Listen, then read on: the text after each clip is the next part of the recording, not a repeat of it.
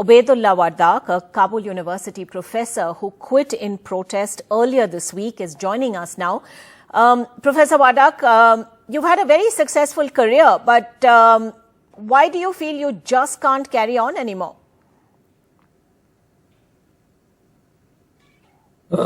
Thank you. Hello and good afternoon to everyone. As you know, since the Taliban took over Afghanistan, they imposed a lot of restrictions on access of the education, and they have restricted the schools of the girls, and there was also some more irregularities and unjust decisions. So due to that, these problems, this was the last step that I came forward to resign. And this was not the good option for me, and it was not an easy option for me. But there was no also any other way. So just to raise our voice and show to the people of Afghanistan and also to the world that we are not agree with these kind of decisions, we came out with this step. Well, certainly a very bold and courageous move at this point, Professor Wardak. But, you know, if you could give us a sense of what your own women students are going through at this time. Have you been speaking to them since the ban was enforced? Yeah, most of the students are like in the shock situation, and they are not feeling happy. And also like it is a very bad and dark day in the history of education in Afghanistan. And they cannot even talk to us and to media, and they cannot raise their voice also due to some problems. And they imposed all the restrictions to not to protest, not to talk, and not to go to the university. So the situation is not good, and they are not happy at all.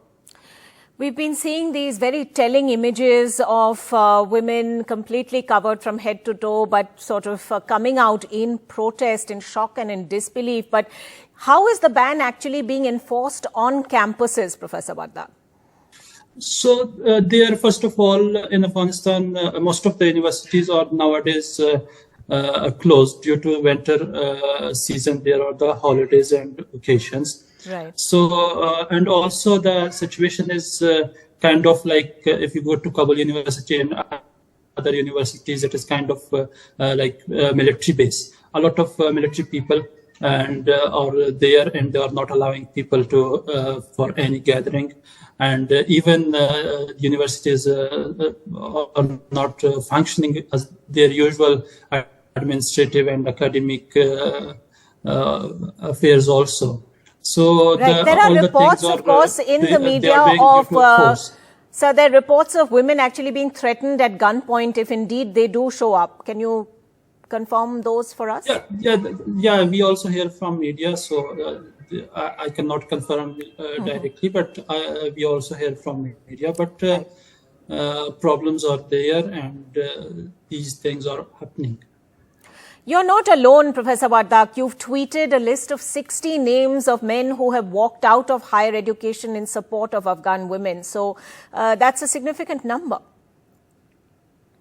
So we think it's a significant number. At least the authorities of the Taliban regime, they should come and talk to us and argue and have a dialogue about their decision. Up to now, there is no clarification, and they haven't given to us any reply. So this was the only option, and we are trying to somehow revert this decision. And this is the only way. We don't have any other option. Even we know this is not a good option. Right. But the problem is there is no any other option and any other way. It's no small step to walk away from employment, from the life and career that you've known, that you and all these other 60 professors have known. But let me ask you, Professor Wardak, there are reports of divisions within the Taliban over this very hardline move to now restrict university education for women also. Do you believe that there is any hope that wiser counsels could prevail? There is a kind of division, but we are not sure these kind of divisions will help. And you also know from the media that before and previous, like in past months, 3-4 months, some of the people or some of the leaders of Taliban, like Abbas Tamikzai and some others, they have stand and they said that girls' education should be there and we should provide a good environment and everything for the girls. Right. But at all, the result is not whatever is the expectation of Afghanistan people. Yes, indeed. Quite horrifying and shocking, and indeed it's shocked the world over. Do you believe that this move by the Taliban is going to make it that much harder for the Taliban in Afghanistan to gain legitimacy on the global stage, and that will also sort of affect crucial humanitarian aid that Afghanistan needs at this point? So up to now, we are also shocked. There is no clarification.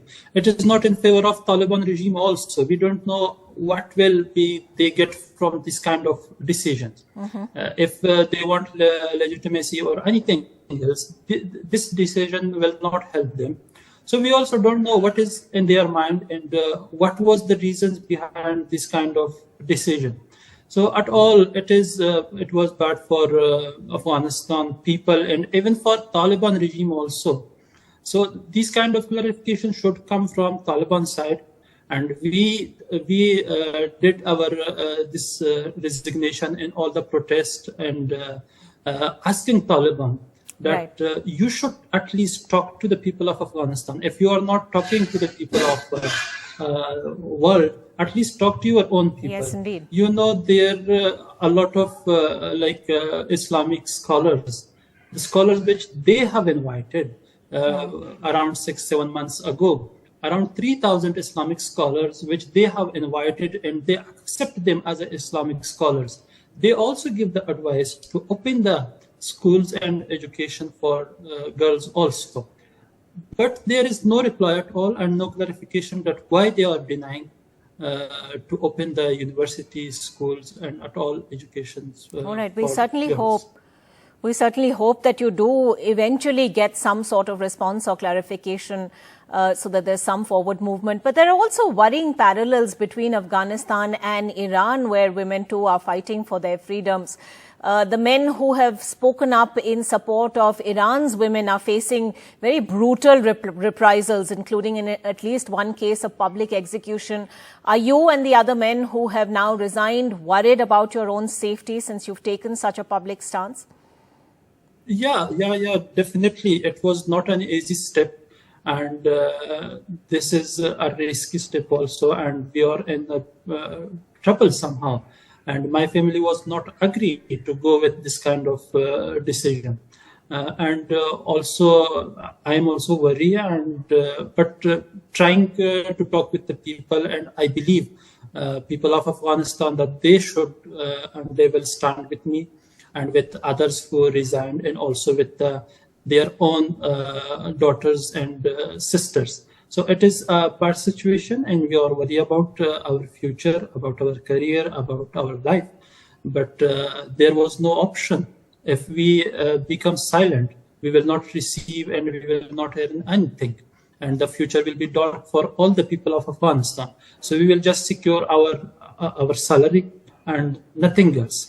So this was not an easy step, but we don't have any other option. So we have to go like this. There is some risk and dangerous, but we are okay with that up to now.